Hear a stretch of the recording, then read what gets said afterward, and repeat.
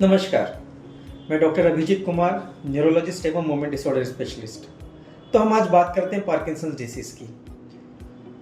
जब हम Parkinson disease की बात करते हैं तो बहुधा यह कन्फ्यूज़न होता है कि ये बीमारी है या फिर नॉर्मल एजिंग। तो अब अगर हम नॉर्मल एजिंग की बात करें अर्थात एक नॉर्मल बुढ़ापे की बात करते हैं तो एक प्रत्येक मनुष्य एक आयु के बाद बुढ़ापे की ओर जाता है। उसमें हम शरीर का जो है सौष्ठव होते हैं, मानसिक रूप से कमज़ोर होने लगते हैं, आपके हृदय एवं आपके फेफड़ों की कैपेसिटी कम होने लगती है। लेकिन जब हम पार्किंसन डिसीज़ की बात करते हैं तो इन बुढ़ापों के चेंजेस के साथ साथ दूसरे चेंजेस भी आते हैं। वो क्या है? एक होता है ब्रेडिकाइनेसिया अर्थात आप बहुत धीमे चलने लगते हैं, आपकी क्रियाएं बहुत धीमी होती है। दूसरा सिम्टम आता है ट्रेमर्स अर्थात आपके हाथ पैर हिलने लगते हैं। और तीसरे सिम्टम्स होते हैं जो आपके मानसिक रूप से आपको परेशान करते हैं। तो पार्किंसन डिसीज़ की जब हम बात करते हैं तो जनरली यह वृद्धावस्था में पाया जाता है अर्थात जनरली 60 साल के बाद ही इस बीमारी की शुरुआत होती है। किंतु बहुत से मरीज ऐसे हैं जिनमें यह शुरुआत 30 और 35 साल की उम्र में भी होती है। जब हम बात करते हैं ऐसे मरीज, युवा मरीज जिनमें पार्किंसन की शुरुआत 30 से 35 साल की उम्र में होती है, तो उसमें एक स्ट्रॉन्ग जेनेटिक लिंक होता है अर्थात परिवार के किसी सदस्य को या पहले किसी जनरेशन में यह बीमारी ज़रूर रही होगी। तो उसके लिए बहुत सी जेनेटिक स्टडीज़ उपलब्ध है। अब बात करते हैं पार्किंसन जो कि वृद्धावस्था में होता है। बहुधा 60 साल की उम्र के बाद आपके लक्षण शुरुआत होते हैं। जब हम बात करते हैं पार्किंसन डिसीज़ की तो एक न्यूरोडिजेनरेटिव बीमारी है अर्थात इसमें आपके जो नर्व सेल्स हैं उनका क्षय होने लगता है। और इस क्षय को रोकने के लिए अभी तक तो कोई दवा उपलब्ध नहीं है, किंतु बीमारी को कंट्रोल करने के लिए काफ़ी अच्छी दवाएं अब उपलब्ध है।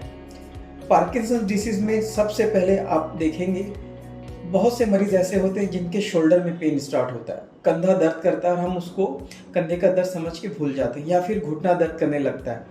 एक्चुअली दर्द उस स्लोनेस की वजह से होता है, उसकी जॉइंट के चारों तरफ की जो मसल्स होती हैं वो कड़क हो जाती है, स्टिफ हो जाती है, टाइट हो जाती है, जिसकी वजह से पेन होता है। नतीजा ये होता है कि मरीज सबसे पहले ऑर्थोपेडिशियन के पास जाता है और दर्द निवारक गोलियां या फिर कभी कभी नी जॉइंट रिप्लेसमेंट तक की नौबत आ जाती है। दूसरा लक्षण होता है कंपन। कंपन एक हाथ में आता है और कंपन की खास बात होती है कि ये मेनली रेस्ट में होते हैं अर्थात जब आप रिलैक्स बैठे हैं तभी कंपन होगा, लेकिन जैसे ही आप चाय का कप उठाएंगे या कुछ काम करेंगे तो ये कंपन चले जाते हैं। तीसरी चीज़ होती है नॉन मोटर सिम्टम। जब हम बात करते हैं इन लक्षणों की तो आप उनको मोटर और नॉन मोटर में आप विभाजित कर सकते हैं। तो अभी तक जब हम बात करते हैं दो मुख्य लक्षण जो धीमापन है एवं कंपन है वो मोटर सिम्टम्स है। अब जब हम बात करते हैं नॉन मोटर लक्षणों की तो इनमें बहुत सारी चीज़ें आती हैं। इसमें सबसे मुख्य है आपकी नींद का खराब होना। बहुत बार कंप्लेंट आती है कि पार्किंसन के रोगी जो है रात को सोते नहीं हैं, वो जो है बड़बड़ाते हैं, इवन हाथ पैर भी चलाने लगते हैं, बगल वाले जो पार्टनर आपके सो रहे हैं उनको चोट भी लग सकती है। बहुधा यह देखा गया है कि यह सिम्टम्स मोटर सिम्टम्स आने के 10 साल पहले से शुरू हो सकते हैं, किंतु उस अवस्था में पार्किंसन की बीमारी का पता लगाना लगभग असंभव होता है। इसके अलावा दूसरा सिम्टम्स आता है मुंह से लार टपकना। जैसे जैसे बीमारी बढ़ने लगती है जो धीमेपन की वजह से हम निगल नहीं सकते, उस वजह से लार टपकने लगती है, खाना नहीं खा पाते ठीक से, वजन गिरने लगता है। कॉन्स्टिपेशन, कब्ज जो है पार्किंसन का एक प्रमुख सिम्टम्स है और लोग काफ़ी परेशान होते हैं इस सिम्टम से। जैसे जैसे बीमारी बढ़ने लगती है हमने देखा है मरीजों को हेलुसिनेशंस, डेल्यूजन्स अर्थात मेंटल सिम्टम्स आने लगते हैं। उन्हें लगता है कि मेरी पलंग के नीचे कोई छुपा हुआ है, उन्हें लगता है कि नहीं पड़ोसी मेरा कुछ नुकसान करने वाला है। तो इस प्रकार के जब सिम्टम्स आते हैं तो यह गृह क्लेश का भी कारण बनते हैं।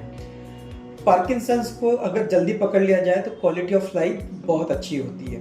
दवा के साथ हम अपने दैनिक कार्य अच्छे से कर सकते हैं। क्योंकि बीमारी को हम बढ़ने से नहीं रोक सकते, किंतु व्यापक एक्सरसाइज प्रोग्राम एवं दवाओं की मदद से हम बीमारी को बहुत प्रोलॉन्ग कर सकते हैं एवं हमारा लाइफ स्टाइल अच्छा रह सकता है। धन्यवाद।